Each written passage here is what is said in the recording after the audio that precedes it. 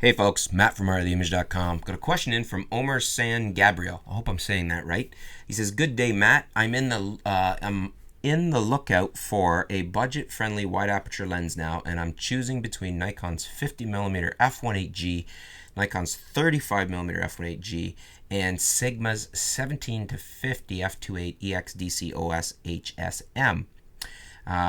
Interesting. We'll get into a little discussion first on that. All of them are around $300 here in Japan. I just recently got into photography and taking pictures as a hobby. The current lenses I own is the standard kit lens, the Nikon 18 to 55 AFS VR, and Sigma's 18 to 200 DC Macro OS HSM. Body is the 5100 Nikon. The main reason I'm planning to get a wide aperture lens is I want to take good portrait photos of my girlfriend and have some fun blurring the background of objects and bokeh, then post it to social media. Nothing professional. Currently, I'm leaning towards Sigma 17 to 50 because of its zoom capability.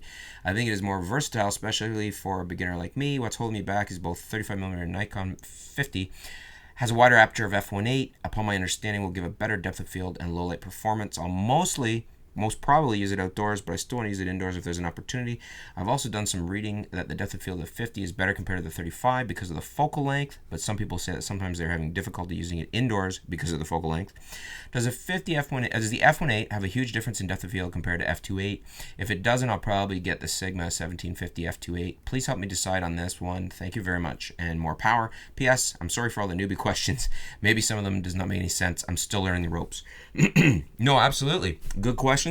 And they do make sense because a lot of people are thinking this. Like, are you okay with a standard zoom that's an f2.8?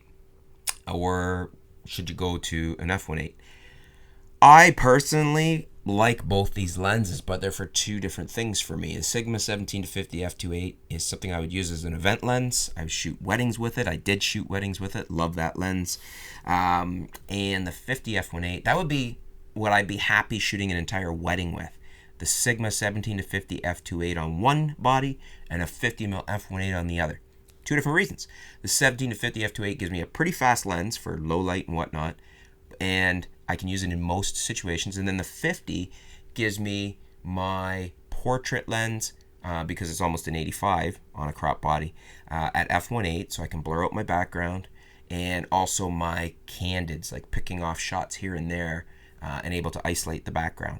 So you kind of touched on answering the question for yourself here because you're really interested in the blown out background, making the background not in focus. You're going to go with the 50 f1.8 for that. It is significantly different than an f2.8 lens, and even more so when you're shooting crop sensor bodies like an APS-C, which is fine, but it's more important to have the f1.8 than might be f2.8 on a full frame. So yes, I would currently get the Nikon, sorry I had a little brain fart there, the Nikon 50mm f1.8G. I wouldn't get the 35 because if you want it for portraits of your girlfriend, the 50 is a better portrait lens for focal length, and it's just, I love that lens. Nothing wrong with the 35, it's just not as good a portrait lens as the 50 is, based entirely on the focal length. Some people like 35s. 50 is closer to your traditional 85 portrait lens because the 50 becomes a 75 on your D50-100 with the crop factor. So I will go with that. If I was you, I'd actually consider, you've got some overlap here.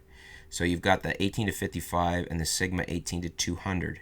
So I would sell one of those, probably my Nikon 18 to 55, and then I would get maybe both of those lenses. I get the 17 to 50 f2.8 OS used, and I would pick up the Nikon 50 f1.8G as well. So, but if you're just going to get one, lens, then I would go with the 50 f1.8G because it seems like mostly you're looking for the ability to blur out the background. And the 50 is going to do that much nicer for you than the f2.8 constant aperture Sigma. So what do you guys think though? Would you get the 50 like I'm recommending? Or would you go with the Sigma 17 to 50 f2.8? Let us know what you would do and leave your answer in the comments below and let us know why. Thanks for your question, Omer, and stay tuned. We'll be back soon here at artoftheimage.com.